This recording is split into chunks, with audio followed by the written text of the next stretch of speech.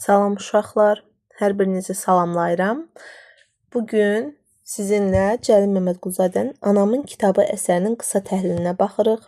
Əsərimiz 1920-ci ildə qələmə alınıb. Janrı tragikomediyadır, dram əsəridir. Əsərimiz 4 məclisdən ibarətdir. Əsər dövrün problemləri ilə səsləşir. İblis əsəri kimi 4 pərdəlidir. Əsərdə bədii həlli verilmiş problemlər: 1. Xalqa yadlaşmış ziyalıların məsləkçi ayrılığı. 2. Soykökündən ayrılmağın acı nəticələri. 3. Milli müstəqillik və milli birliyin vacibliyi. Əsərimiz konflikt çox cəhətlidir. Qardaşların təhsil almaları ataları Əbdüləzim kişinin arzusudur və buna əsasən Rüstəm bəy Rusiyada, Mirzə Məhəmmədəli İranda, Səməd Vahid Türkiyədə təhsil alıb. Rüstəm bəy zahirən təmkinli, demokrat fikirli adam təsiri bağışlayır. Bizə sual olunsa ki, hansı qardaş demokrat fikirlidir? Əlbəttə ki, heç biri. Ancaq demokrat fikirli görsənir Rüstəm bəy. Diqqət etməli olduğumuz məqamdır. Mirzə Məhəmmədəli qatı mühafizəkar və kobud biridir. Səməd Vahid həlim təbiətlidir və inadkarlığı ilə digər qardaşlarından heç də geridə qalmır. Mirzə Cəfər senzordur və biz Mirzə Cəfərin dilindən müstəqil Azərbaycan ideyasının çar hakimiyyətini narahat etdiyini eşidirik. Bu dövrdə Azərbaycan müstəqil deyil. İndi isə Zəhrabəyim ananın xüsusiyyətləri ilə tanış olaq. Zəhrabəyim ana uzaq görən obrazdır. Övladlarının doğru yolda olmadığını bilir və onları doğru yola səsləyir, birliyə səsləyir. Həmçinin də biz Zəhrabəyim ananın uzaq görənliyini Gülbaharın taleyi ilə bağlı narahatlığında da görürük. Daha sonra Gülbahar haqqında danışaq. Gülbahar ailənin son övladıdır və qardaşlarından fərqli düşünür. O, qardaşlarının tam əksi olaraq anasını anlayır. Biz əsərdə görürük ki, Gülbahar niyə insanlar hərəsi bir yana gedir? Yəni bir yol tutmur fikrini. Gülbahar hambala deyir. Hambala sual verir. Və belə testə düşür ki, Gülbahar qardaşlarının kitablarını yandırmaqla cəsarətlə addım atırmı? Bəli.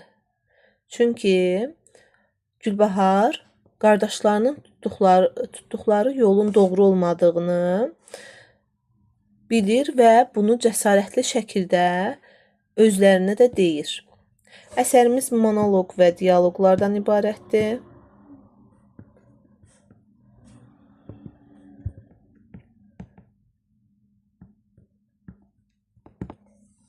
Monoloq və dialoqların çox olmasına baxmayaraq yığcamdır. Bədii təsvir və ifadə vasitələri az işlənib. Bədii təsvir və ifadə vasitələri.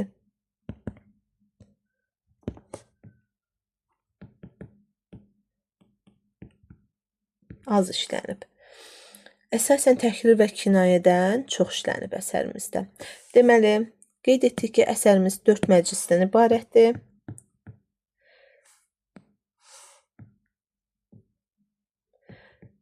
Birinci məclisdə biz görürük ki, bizə qardaşlar haqqında məlumat verilir.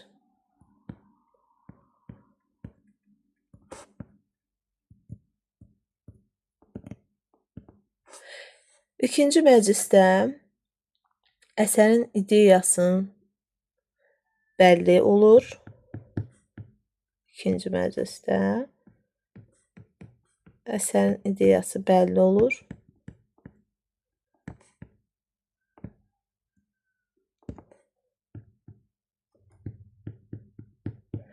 Üçüncü məclis artıq kulminasiyadır. Kulminasiya zirvə deməkdir. Yəni ki, burada artıq bizə aydın olur ki, qardaşların tutduğu yol birləşə bilməz.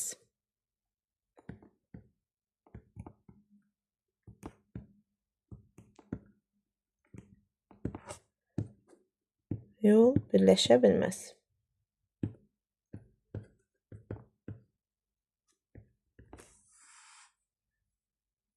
4-cü məclisdə biz artıq görürük ki, qardaşlar öz dilləri ilə təsdiq edirlər ki, biz fərqli məslək sahibiyik və bizim tutduğumuz yol birləşə bilməz. Qardaşların dilindən.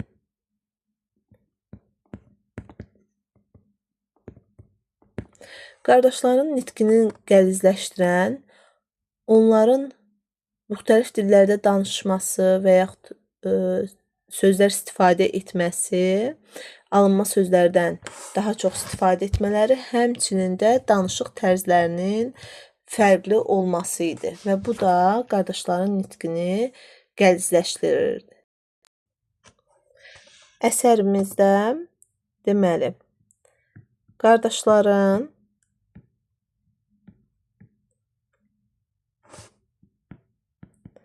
komediyası,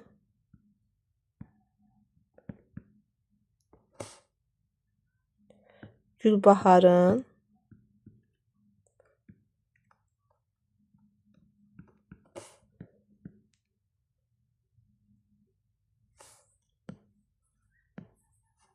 dramı, Zəhrabəyim ananın isə faciəsidir.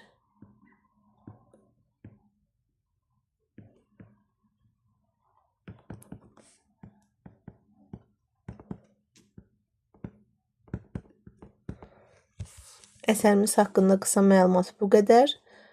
Daha sonra Anamın kitabı əsərinin qısa məzmununu da qeyd edəcəyik.